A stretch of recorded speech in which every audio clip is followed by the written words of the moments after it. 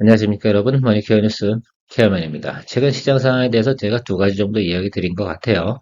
28일까지 눈치 보기 장세가 좀 이어질 것이다. 그리고 V자 반등에서 올라온 것들은 눌림목이 좀 들어올 것이다. 이런 표현들을 좀 드렸습니다. 차익물 나오는 거야 어떡 하겠습니까? 그렇게 진행되는 것들이고 지금 환율 변동이 있는 이 구간을 좀 생각해 보면 외국인이 매수할 이유는 많이 없어요. 실제로 좀 더 눌림이 들어와야 다시 한번 또 저점 공략을 할 수 있는 그들만의 또 기회가 발생하기 때문에 그 점을 좀 잘 활용해 주시면 좋을 것 같다 이런 생각을 가지고 있습니다. 특히 환율 부분이 이제 안정화되어 가지고 있으니까 내일만 넘어가고 나면 다시 또 매수세가 들어올 가능성이 상당히 높습니다.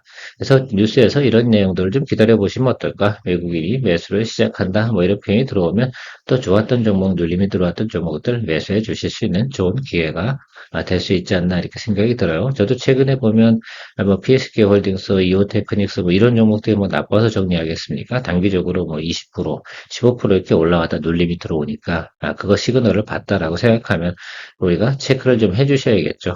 뭐 그냥 멍하니 있는 것보다는 대응해 날 수 있는 능력이 있다면 대응해 나가는 것이 더 훨씬 더 좋은 트레이딩이다라고 생각할 수가 있겠습니다.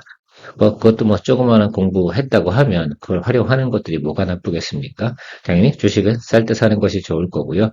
주식을 좀 매수할 때 좀 천천히 매수하시는 것이 빠르게 매수하는 것보다 훨씬 더 유리할 때가 많습니다. 매수는 느리게, 매도는 신속하게, 뭐 이런 식으로 진행하는 쪽이 제 개인적인 스타일이기도 하고요. 저는 또 이렇게 하다 보면 제가 여러분들하고 좀 투자하고 싶은 종목, 제가 매수하고 싶은 종목들에서 여러분들하고 이야기 드리는 것들이지, 인기가 많은 종목들에 대해서 이야기 드리고 싶은 생각은 없어요. 저도 뭐 엉뚱한 거 해가지고 제가 가지고 있는 포트폴리오가 엉키고 싶은 생각이 별로 없거든요.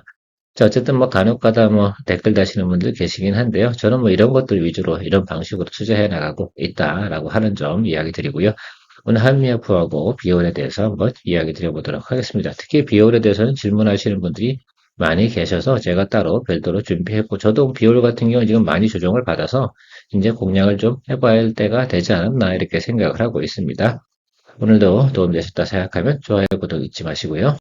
한미약품부터 이야기 먼저 드려보면 우리 이 종목 같은 경우 이미 매수해서 지금 수익을 진행 중인 종목입니다. 여러분들은 어떻게 되셨는지 잘 모르겠지만 한미약품 같은 경우는 목표가도 한 37만 원 이렇게 시장 컨센서스는 정해져 있습니다. 자, 그런 내용들을 가지고 또 지금 사실 하반기로 가면 갈수록 그 제약이나 바이오 이쪽 관련돼서 그닥 나쁜 만한 분위기는 별로 없다. 이런 점들만 좀 생각해 보시면서 접근해 나가시면 좋겠습니다. 밸류에이션하고 매출 구성 한번 체크해 보도록 하겠습니다. 일단 매출부터 체크해 보면 한국에 있는 한미약품하고요. 북경 한미가 매출의 거의 주력이다라고 할 수가 있겠습니다. 이 점은 뭐 상식적으로 다 알고 계시는 분도 계실 거라 생각하지만 어쨌든 가을 되면 또 북경 한미 쪽에서 매출이 또 들어온다 이런 소식도 좀 나와 있기도 합니다. 그리고 동사 같은 경우는 뭐 파이프라인이 다양하고 임상하는 것도 다양해서 그 구체적인 설명들은 제가 드리지 않도록 하겠습니다. 그거 다 보면 뭐합니까? 기대치만 높이 올라가고요. 그런 거 다 되고 나면 현재 주가는 말이 되는 거 아니니까 그런 부분 보지 말고 저는 냉정하게 좀 생각을 해보면 우리가 2023년도하고 2024년도에 지금 우리가 갖고 있는 EPS 이 부분 체크해보고 매출도 체크해보면 적정하게 상우 상승으로 가는 분위기면 틀림없습니다. 특별히 뭐 지난해 같은 경우에서 2022년도에서 2023년도 올라갈 때 이게 상당히 높이 올라갔던 이런 점들이 있어서 올해 같은 경우 상당히 하방으로 좀 눌리는 경향이 있는데 전체적으로 YY 성장이기 때문에 제가 늘 말씀드리지 않습니까? YY 성장이면 220일 이동평균선을 기준으로다가 하단으로 내려왔을 땐 쌀 때고요. 상방으로 올라가면 이제부터는 어때요? 조금씩 밸류에이션 제대로 평가받는 구간이다. 뭐 이런 말씀을 드렸습니다. 그래서 222 이동평균선 하단에 있었기 때문에 이거는 매수 공략을 했던 그런 종목임에 틀림이 없다. 보통 보면 여러분들 기준치, 가이드라인 이런 것도 설정을 잘 안 하시잖아요. 예를 들어 어떤 기업들은 기본적으로 PER 밸류에이션을 갖다 체크를 받으면서 YY 성장이냐 아니냐 이런 것들을 가장 크게 체크를 받는 것들이죠. 그래서 미래 가치를 당겨오기도 하고요. 그런데 그러면 그 기준치가 뭐냐라고 그러면 220일과 240일 이평 그 사이에서 우리가 체크를 좀 해주시는 것이 가장 좋다. 그거보다 낮은 구간이면 야 YY 성장이면 싼 거네. 주가에 대한 밸류에이션은 크게 고민할 필요는 없다. 이렇게 생각을 하고 있습니다. 그래서 직감적으로 여러분들이 좀 공부를 하실 때 221과 241선 이 라인 사이에서는 야 그렇구나. 그럼 내려올 때는 어때요? 241선을 보시고요. 평상시에는 221 이평을 보면 훨씬 더 좋지 않을까 이렇게 생각하고 있습니다. 이런 부분들은 제가 오프라인 미팅 하거나 스터디 할 때 같이 공유하는 내용이기도 합니다. 어쨌든 뭐 여러분 뭐 매출이나 영업이익 늘어나고 있는 것들 이게 표현 막대 그래프도 보이시고 이런 게 다 보이잖아요. 특히 이제 OPM도 크게 늘어나고 있는 점, 그러니까 부가가치가 상당히 높은 그런 제품군도로 점점 늘어나고 있다라는 것들을 여러분들 생각해 보시면 될 것 같습니다. 일단 제가 보고 싶은 건 이거예요. 올해 매출 가이던스가 2분기, 3분기 넘어가는 이 과정에서 영업이익이 그냥 조금 시큰둥하다라고 생각할 수가 있겠습니다. 자, 그런데 하반기에 상당히 높게 올라가는 점, 이 점을 좀 생각을 항상 해주시면 좋을 것 같아요. 지난해 같은 경우도 어때요? 예, 4분기가 상당히 좋았습니다. 그리고 항상 2분기, 3분기가 좀 비수기였다라는 점들을 좀 생각해 주시면, 아, 그렇구나. 그럼 지난해 같은 경우도 주가가 어떻게 움직였었나 이렇게 좀 생각을 해보면 2분기, 3분기 구간이 가장 낮은 구간에서 존재했었다라는 것들만 체크해 보도록 하겠습니다. 나름 이렇게 투자를 할 때 퀀트적인 분위기도 좀 있지 않습니까? 그래서 야, 이 회사 같은 경우 보통 보면 겨울에 매출이 높구나. 그래서 보통 4분기하고 1분기 매출이 좀 긍정적이고 2분기, 3분기가 비리비리하구나. 뭐 이런 것들 여러분들 알고 계시면 다음에도 이 종목 같은 게 투자할 때, 여러분 그럼 합리화품을 다음에 투자하실 때 또 언제쯤 투자하시는 게 좋겠어요? 그렇죠. 지금 같은 여름 시절에 사서 겨울에 수익을 거두는 그런 농사를 지어가는 방법도 괜찮겠다라고 생각할 수가 있겠습니다. 실제로 그렇고요. 올해 같은 경우는 하락폭이 좀 더 심했던 것 같은 경우는 국내 뭐 의료 문제 이런 것도 조금 한 몫을 더 했다고 좀 생각을 해볼 수가 있겠습니다. 자, 그럼에도 불구하고 우리가 봐야 되는 것들은 이제 주가를 갖다 어떻게 생각해야 되느냐 이런 것들인데 저는 이 지금 222등평 하단에 있잖아요. 이 점이 좀 싸다 이렇게 생각해서 그때도 제가 이때 말씀을 드렸는데 이게 상당히 중요한 거라고 저는 생각을 하고 있습니다. 이건 좀 뭐 우리가 다른게 보여야 되는 것도 아니고 제가 221과 241 뭐 이렇게 이야기 드리지 않습니까? 하방에서는 240일 정도 구간 내려온다라고 생각하면 거의 다 내려왔다 이렇게 생각할 수가 있습니다. YY 성장은 보통 지금 10% 이상 벌어지고 있는데 그렇다고 하면 지금 동종목 같은 경우는 지난해 4분기 정도의 주가 수준, 그러니까 여기 정도 수준까지는 충분히 가져도 된다 이렇게 생각하고 있습니다. 그러면 우리가 이때 공략을 한 거 아니겠어요? 그러면 요까지 이렇게 올라가는 과정, 요까지 즐겨보면 좋을 것 같습니다.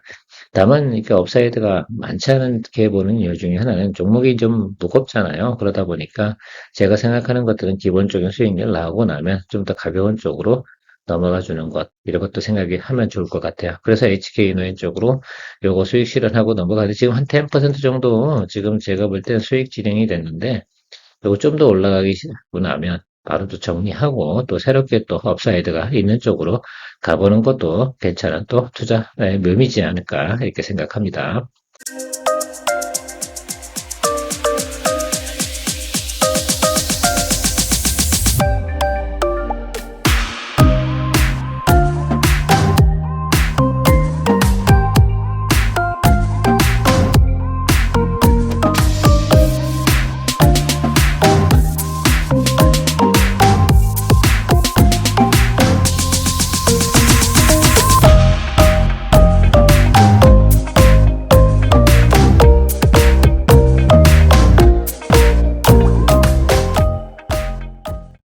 비율에 대해서는 많은 분들께서 걱정하시는 분도 계실 거라 생각을 하고 잘 빠져나온 분도 계실 거라 생각이 드는데 우리 같은 경우는 잘 빠져나왔죠. 자, 그런데 분명히 안 빠져나오신 분이 계실 거라 이렇게 생각을 하고 있습니다. 왜 그랬을까라고 생각을 해보면 귀담아 들으시지 않으셨을 가능성이 상당히 높지 않나 이렇게 생각을 하고 있습니다. 자, 그런데요, 우리가 이 종목을 갖다 우리가 바라볼 때 이 종목이 나쁘다, 좋다 이런 걸 평가하기 전에 이 생각부터 좀 해보시면 좋을 것 같아요. 항상 투자하셨으면 이게 최대 포워드 가이던스가 얼마까지 가 있었나 이런 점들을 좀 생각해 보시면 좋을 것 같아요. 12,000원이었습니다. 그러니까 앞으로도 12,000원을 넘기기는 쉽지 않은 종목이면 틀림이 없고요. 여러분, 이 종목이 처음에 스타트하던 구간이 얼마부터 스타트했습니까? 실제로는 한 1,600원, 1,800원부터 주가가 상승하기 시작한 종목입니다. 자, 그 점을 좀 생각을 좀 해주셔야 돼요. 그런 것들 안 보고 그냥 단기적으로 보다 보면 야, 좀 눌림이 들어온 것 같네. 뭐 좋은 종목이네. 막 이렇게 뉴스에서 많이 나오고 뭐 이런 것들이니까 투자를 하신 경우가 많을 텐데 그런 점들은 좀 생각을 좀 해주시면서 가면 좋을 것 같고 또 고점에서 트레이딩 할 때는 항상 어떻게 돼요? 예, 우리가 눌림에 대해서는 항상 고려를 하고 투자를 해주시는 것이 기본적인 생각일 것이다. 이렇게 생각하고 있습니다. 제가 그래서 단기적인 트레이딩 차원에서 들어갔다 바로 주가가 올라가길래 목표가에 도달되길래 수익 실현을 하고 나오자 이야기 드렸는데 대부분 무시했을 가능성이 상당히 높다 이렇게 생각하고 있습니다. 이제 좀 많이 눌려가지고요. 저도 한번 트레이딩 차원에서 한번 들어갈 포인트는 찾아보도록 하겠습니다. 근데 지금 들어갈 타임은 아니고요. 한 번 더 눌려야 돼요. 오늘 양봉이 좀 들어오는 것 같긴 한데요. 저 첫 번째 양봉에서 들어가는 건 상당히 큰 미스테이크 저지를 확률이 상당히 높다. 이런 점들 알고 계시죠? 뒤에 차트 보면 다시 설명드리도록 할게요. 자, 2분기 실적과 전망이 좋았으니까요. 그러니까 주가가 선반영에서 많이 올라간 거 아니야. OPM 63.7, 막 이렇게 찍고 영업이익 97, 영업이익 97억 중에 절반 정도가 특허 비용으로 받은 것들이고요. ICT 소송에서 어쨌든 합의금 받은 것도 있지 않습니까? 이런 것들이 다 장부에 계산됐으니까 실질적으로 앞으로 보면 어떻게 돼요? QOQ 대비해서 영업이익률은 50%가 날아간다 이렇게 생각을 해주실 수가 있어요. 그럼 주가가 그만큼 빠져줘야 되는 거 맞습니다. 자, 그 점을 좀 생각해 보시고 나면 그 다음부터는 어때요? 동사가 앞으로 성장을 하거나 뭐 이렇다 생각을 하면 장비 판매가 좀 이루어져야 된다 이렇게 생각을 좀 해주시면 좋을 것 같아요. 그게 핵심 포인트라고 생각을 해요. 자, 그러나 우리가 또 생각해 보면 하반기에 여러 가지 또 이슈를 가지고 있다라고 생각할 수가 있겠습니다. 그래서 저런 것들이 이루어져서 장비 판매 매출이 나오기 시작을 한다 그러면 좀 괜찮을 것 같아요. 그런데 지금 3분기에서는 별 볼 일 없다라고 생각할 수가 있어. 어쩔 수 없어요. 2분기 대비 QOQ 대비해서 영업이익 감소는 우리가 피할 수 있는 내용은 아닙니다. 그러니까 3분기 중에 저점이 오는 건 분명히 맞을 것 같다. 이렇게 생각을 하고 바라보시는 게 맞아요. 그 저점이 어딘지는 아니, 저점 아는 사람이 어디 있습니까? 수급이 다 해결하는 부분이니까. 그러면 우리가 3분기 중에 낮은 구간에 적당하게 우리가 컨트롤 해 나갈 수 있는 그런 자리를 생각해 보는 것이 의미가 있을 것 같습니다. 지금 우리가 봐야 되는 것들은 이 밸류에이션 테이블이 중요한 것 같지는 않아요. 지금 분기별로 나가는 실적 이 부분이 상당히 중요할 텐데, 그러니까 이렇게 올라왔다 지금 3분기 때 좀 눌리고요. 4분기 때 이 정도. 그러니까 맥스 쳤자 이거는 항상 보면 어때요? 이제부터는 맥스는 정해져 있다. 이렇게 보고 좀 여러분들께서 포인트를 잡아주셔야 된다라고 생각할 수가 있겠습니다. 저는 뭐 그렇게 보고 있어요. 저는 그 갭을 또 이용해서 또 투자를 할 생각을 좀 가지고 있고요. 전체적으로 보면 지금 장비, 매출, 의료 장비 매출 있지 않겠습니까? 이 부분의 매출이 가장 중요하다라고 할 수 있어요. 그 다음에 소모품이죠. 소모품 매출은 뭐 그냥 꾸준하게 나올 것으로 생각해요. 장비가 판매가 돼야지 소모품 매출도 같이 늘어나는 거 아니겠습니까? 그렇죠? 자, 그러니까 앞으로 시장에서 바라볼 때, 야, 비율이 앞으로 장비 판매가 계속 이루어질 건가, 성장하는 것인가, 이런 것들이죠. 근데 그동안은 이런 것들이 기대치하고는 다르게 미국하고 중동 지역에서 장비 판매가 좀 잘 안 됐다. 기대치만큼. 그래서 그 부분들이 성장하는 부분이 확인이 된다고 하면 주가는 다시 업사이드로 올라갈 것이다라고 생각할 수 있고, 자, 보세요. QOQ 대비 성장률은 마이너스 6.3%.